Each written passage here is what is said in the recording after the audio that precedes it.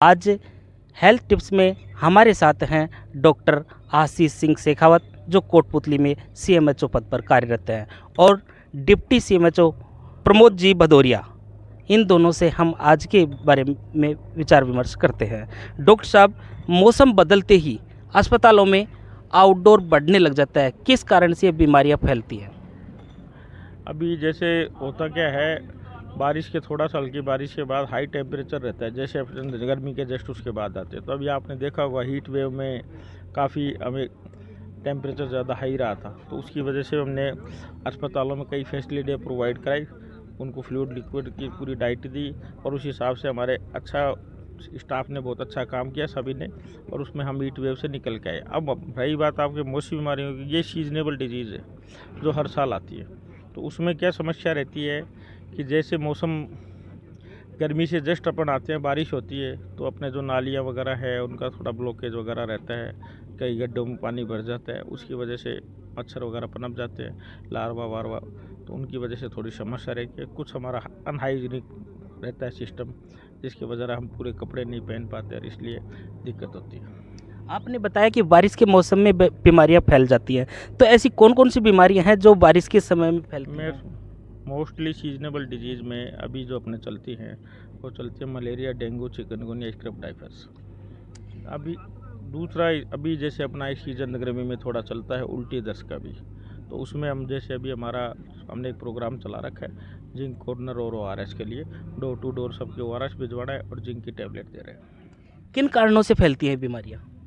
बीमारियों का एक्चुअली में क्या है, इनमें देखो ये वायरल डिजीज़ें हैं, तो उनमें क्या होता है, मच्छरों का पनपना, गंदे पानी का भरना, और थोड़ा बहुत इसमें जैसे अपन खेत से काम आए स्क्रब टाइफस में, तो उसमें क्या होता है, माइट्स करके को उसकी वजह से दिक्कत आ जाती है। खेत से आके अपने को नहाना चाहिए, कपड़े चेंज करने, खेत की ड्रेस दूसरी रखनी चाहिए, पूरी बाजू के कपड़े पहनने चाहिए। क्या ये बीमारियां जानलेवा भी हो सकती हैं? नहीं, ऐसा नहीं है, इन बीमारियों में कोई जानलेवा नहीं है। इनको टाइम टू टाइम यही अपन अपडेट नज़दीकी सब सेंटर पर जाए, किसी झोला साहब के या किसी के उसमें न बहकावे में आए। जैसे ही आपको फीवर आए, अपने प्राथमिक स्वास्थ्य केंद्र पर जो नज़दीकी डॉक्टर उसके पास जाए, उनके पास दवाइयाँ ले, ANM को स्लाइड दे बुखार आते ही, जिससे अपना पता लगे कि भाई मलेरिया है क्या है अपने को। इन बीमारियों में जैसे डेंगू भी फैलता है, तो उसमें प्लेटलेट डाउन होती है, और प्लेटलेट अधिक डाउन होने से मौत भी हो जाती हैं, और काफ़ी मौतें भी हुई हैं। इसके बारे में आपका क्या कहना है? प्लेटिलेट्स डाउन डेंगू में होती हैं, और भी चीज़ों में होती हैं प्लेटिलेट डाउन होने का, लेकिन प्लेटिलेट हाथों हाथ डेवलप भी हो जाती है उसमें। लेकिन समस्या क्या रहती है कि पेशेंट लेस्ट स्टेज में पहुंचता है, तो उसकी फॉर्म कन्वर्ट हो जाती है।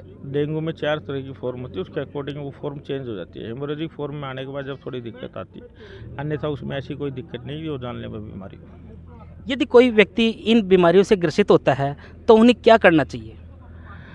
उन्हें सबसे बेस्ट उपाय ये है कि अपने घर के आसपास जो है, स्पेशली कंटेनर बोलते हैं हम इनको हमारी मेडिकल की भाषा में, कूलर, पंखे, जो टाइम टू टाइम हर वीकली साफ़ करें जो भी। और कोई घर में कोई बर्तन है, जैसे टायर हुआ, कोई और कुछ हुआ, टब हुआ, उनमें यदि पानी भरा हुआ उनको खाली करें। तीसरी चीज़, हर घर को पूरे को साफ़ रखें, टाइम टू टाइम पोछा लगाए, पूरी बाजू के कपड़े पहने, सभी चीज़ों को ढक के रखें, जिससे दूषित खाना होना, और पानी शुद्ध पानी पिए। सरकार इन मुद्दों को लेकर के कितना सचेत है, और क्या क्या प्रयास कर रहे हैं? सरकार हमारी शुरू से ही सचेत है सीजनेबल डिजीज़ के लिए, इसीलिए हर साल हम उनको कंट्रोल कर पाते हैं, और विभाग भी हमारा उससे पहले एडवाइजरी जारी कर देता है। हम लोग मई अप्रैल के महीने से ही already door to door survey चलवा रहे हैं ANM से, आशाओं से। उसके लिए हमारे ACS मैडम अध्यक्षता में एक OD कैब भी डाउनलोड हुआ, उसको हम आप जनप्रतिनिधि आप लोग सभी उसको भर भी सकते हैं यदि आपको कोई, तो उसमें हमारा क्या है, नगर पालिका से भी सहयोग रहता है, पंचायत समिति से भी रहता है, और नगर परिषद वगैरह सभी का, और ये आम जन को ही सहयोग करना पड़ेगा, जब भी हम इन बीमारी को जीत पाएंगे। धन्यवाद डॉक्टर साहब।